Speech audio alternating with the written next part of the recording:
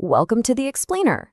Today, we're talking about something we all do, but most of us just don't get enough of: sleep. We're going to dive into some incredible science that shows why getting a full night's rest isn't some luxury.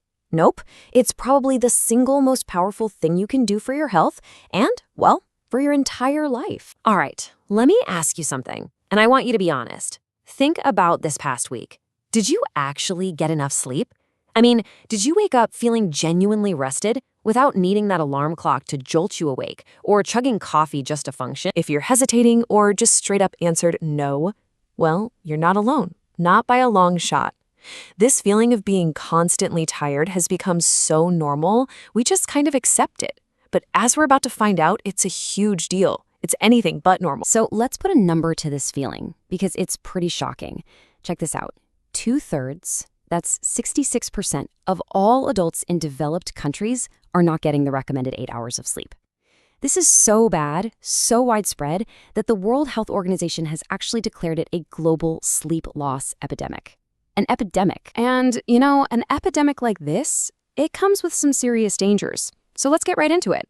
What really happens when we consistently cheat ourselves out of the sleep we need? The truth is, it's pretty alarming. The fallout from this epidemic is written right into our bodies.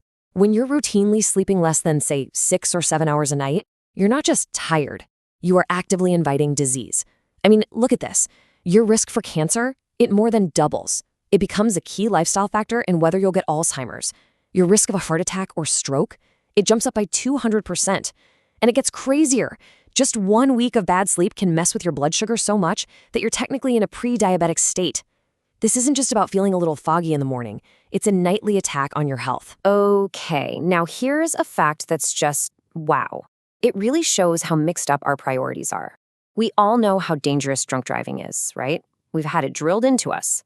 But get this, drowsy driving causes more car accidents than alcohol and drugs combined.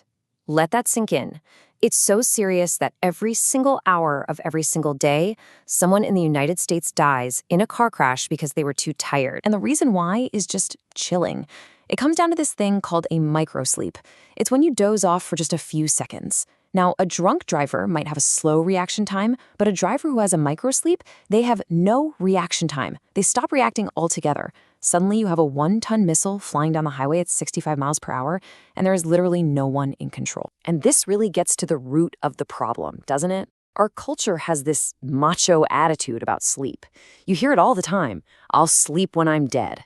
Well, as the science makes painfully clear, if you adopt that mindset, you will be dead sooner. And the life you live until then, it's going to be a whole lot worse. So why is sleep so critical? Why can't we just power through? The answer is deep in our biology. It turns out your urge to sleep isn't just one thing. It's controlled by 2 different, very powerful systems that work together. Let's break down how they work. First up, you've got your circadian rhythm. The easiest way to think about this is like an internal 24-hour master clock. It's hardwired into you. Its main job is to use daylight as a signal to keep you alert and energized all day long. The second system is all about a chemical in your brain called adenosine. From the moment you wake up, this chemical starts to build up and up and up. The more of it you have, the more sleep pressure you feel. You know that feeling late in the day when you're just dying to sleep? That's adenosine talking. And these 2 systems, they perform this amazing daily dance. All day, as that sleepy chemical adenosine is building up, your circadian rhythm is pushing back, keeping you awake. But then, in the evening, something cool happens. The awake signal from your circadian rhythm starts to fade out, right when the adenosine sleep signal hits its peak. The huge gap between those 2 signals creates this overwhelming desire to sleep. And then, once you're asleep, your brain gets to work clearing out all that adenosine, so when you wake up, you're refreshed and ready to start the whole cycle again. Okay, so we've talked about the dangers, we've talked about the biology. Let's flip the script. Enough with the scary stuff. Instead of just avoiding bad things, what incredible things can we gain by sleeping? Let's start thinking about sleep not as wasted time, but as an actual superpower. Let's start with your brain. Getting a full night of sleep before you try to learn something is like hitting format on a hard drive. It basically makes your brain into a fresh memory sponge, ready to soak up new information. But if you're sleep deprived, your brain operates with a 40% deficit in its ability to make new memories. 40%? The information just It doesn't stick. It's like trying to save a file to a full inbox. It just bounces right off. This is really where sleep shows off its magic. It's like having your own personal, on-call healthcare provider that works for you every single night, totally free. While you're out cold, your brain is busy locking in new memories. Your immune system is restocking its arsenal of cancer-fighting cells.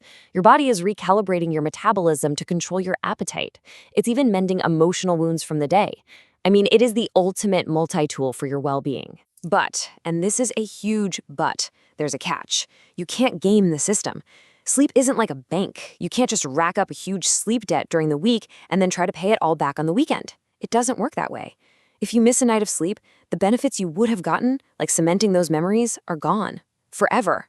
That opportunity is lost. So, what do we do with all this? Where does this leave us? Well, it leaves us with a choice to make. It's time to stop treating sleep like an inconvenience and start treating it with the respect it deserves. It is time to reclaim the night. And this leads to a really fundamental shift in how we need to think about health. You've heard it a million times, right? The 3 pillars of health: diet, exercise, and sleep. Well, the science is telling us that model is just plain wrong. Sleep is not a pillar. It's the foundation that the other 2 pillars of diet and exercise sit on. Without sleep, the other 2 just fall apart. When you get right down to it, sleep is the single most effective thing any of us can do to reset our brain and body health each and every day. As the author puts it, it's, quote, Mother Nature's best effort yet at contra death. Think about that. There is nothing else, no pill, no therapy, no diet that comes even close to providing such a complete overhaul of our health. For the last 100 years or so, our society has basically declared a silent war on sleep. We light up the night, we brag about working long hours, and we look at rest as a sign of laziness.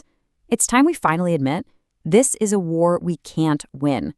It's time for a truce. So, we've seen the dangers, we've seen the biology, we've seen the incredible superpowers that sleep gives us. The evidence is just overwhelming. So the only real question left is for you. Knowing all this, what are you going to do? Are you going to choose to sleep tonight?